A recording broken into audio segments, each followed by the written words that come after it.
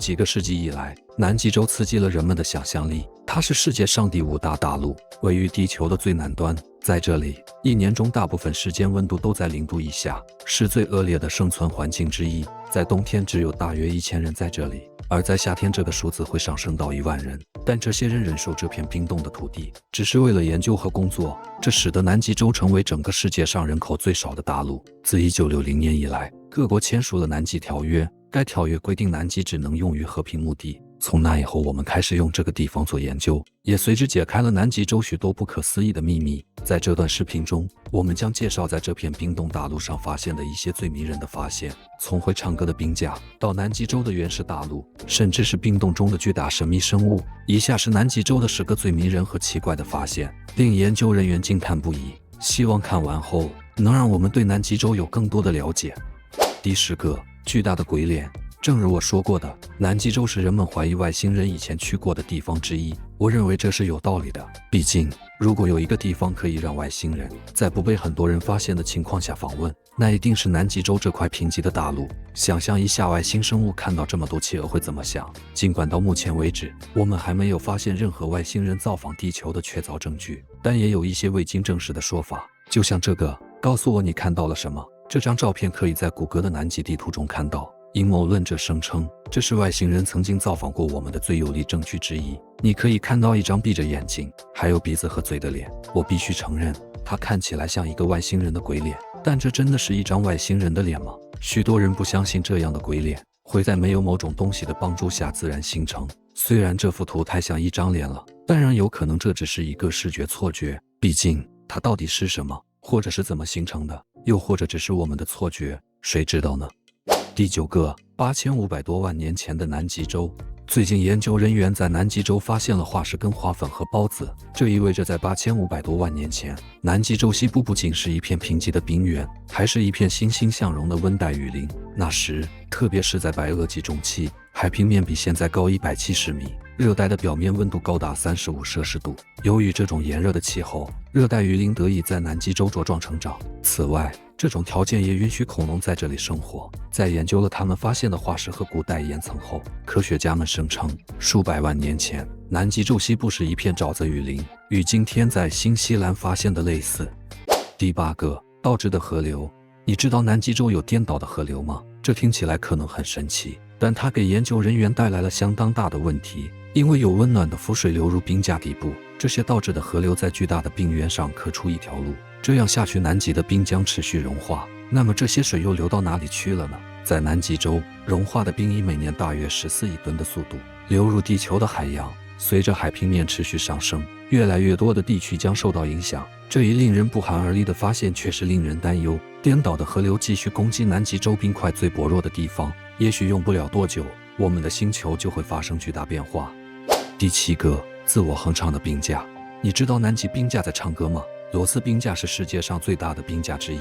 2018年，研究人员宣布，它正在以诡异的旋律自我哼唱，但这种声音太低，人类听不到。研究人员使用一个低频探测器来记录冰架发出的声音。如果你想知道罗斯冰架的声音是什么样的，就想象一下外星人电影的糟糕配乐，伴随着所有令人毛骨悚然的低沉嗡嗡声。坦白说，听起来就像你噩梦里的音乐。但幸运的是，这首歌并不是什么邪恶的东西，而是由局部风吹出的声音。你知道吗？这首冰歌有助于研究人员监测罗斯冰架的大小是如何根据架上的天气条件而变化的。当气温上升或下降，或风暴肆虐大地时，你会听到不同的声音。有了这个发现，研究人员一直在试图观察其他冰架或它们的地震数据。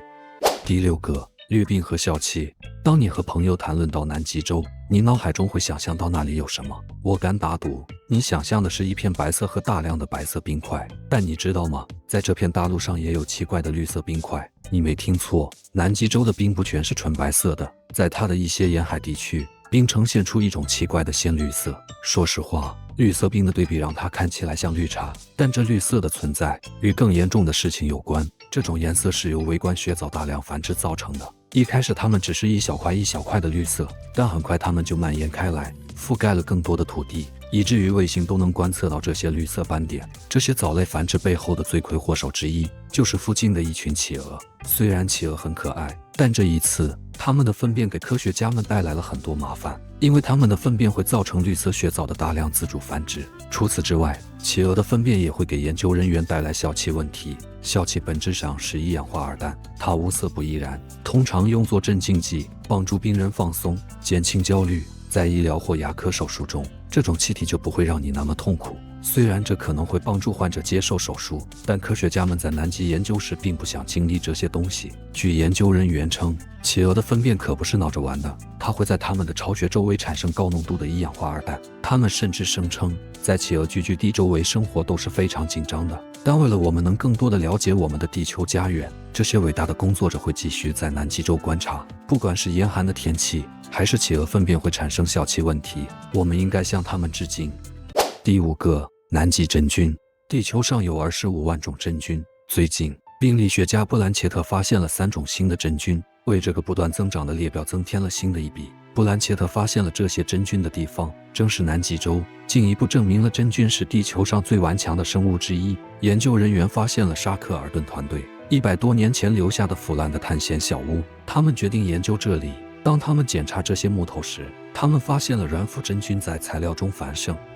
第4个，麦克默多干谷。知道这一点的人并不多，你知道吗？即使南极洲周围有冰和海洋，但它仍然是地球上最干燥的地方之一。在这片大陆上，你会发现麦克默多干谷，它与周围的冰层有着鲜明的区别。这个地区相对来说没有冰，它覆盖了大约2977公里的表面。这片土地温度低，降水量有限，盐分丰富。由于这些因素，麦克默多干谷也被称为地球上的火星。如果你认为生活在南极洲冰雪覆盖的地区很艰难，那么生活在干燥的山谷就更难了。当这个地方在1903年被发现时，斯科特船长和他的探险队成员认为这里没有任何生命，但事实证明，地球上的生物非常顽强。最近我们发现有生物学会了如何适应这种环境，可以把这个地方想象成沙漠，但却比沙漠更严酷。这地方几乎没有什么吃的。然而，这里的一种生物叫做氰基细菌，可以很容易的在很少的水里进行光合作用。即使它们处于冻干状态，干燥山谷的环境也会抑制那里的营养物质，但生命总能找到蓬勃发展的方式。第3个，冰冻的巨大生物。在探索南极大陆的冰洞时，科学家们偶然发现了这个被冻在一大块冰里的巨大生物，这是南极洲的一项发现，令研究人员惊叹不已。这张照片是一个匿名用户在网上泄露的，引起了很多用户的注意。这只是另一个恐龙化石，还是生活在几百年前的大型动物的遗骸呢？但某些善用阴谋论的人会有他们的想法，比如说这好像是政府的秘密实验。南极洲是一个很难到达的地方，只有研究人员和工作人员能够踏上这片大陆。正因为如此，围绕着它的许多阴谋论是也可以理解的。有些人声称南极地区的情况比研究人员向公众介绍的要多，你怎么看呢？研究人员真的在冰洞中发现了一个他们没有向公众透露的巨大生物吗？欢迎在下方留言，让我们知道你对该图片的明智看法。第2个，100年前的照片。光是去南极洲探险就需要大量的准备工作。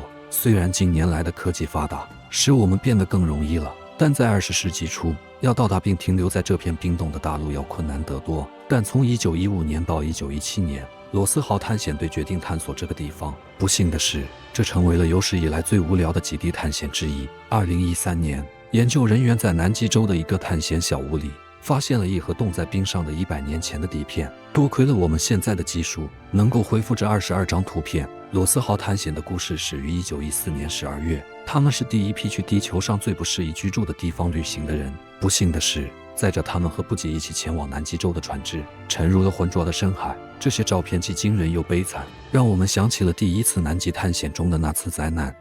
第1个，远古生命。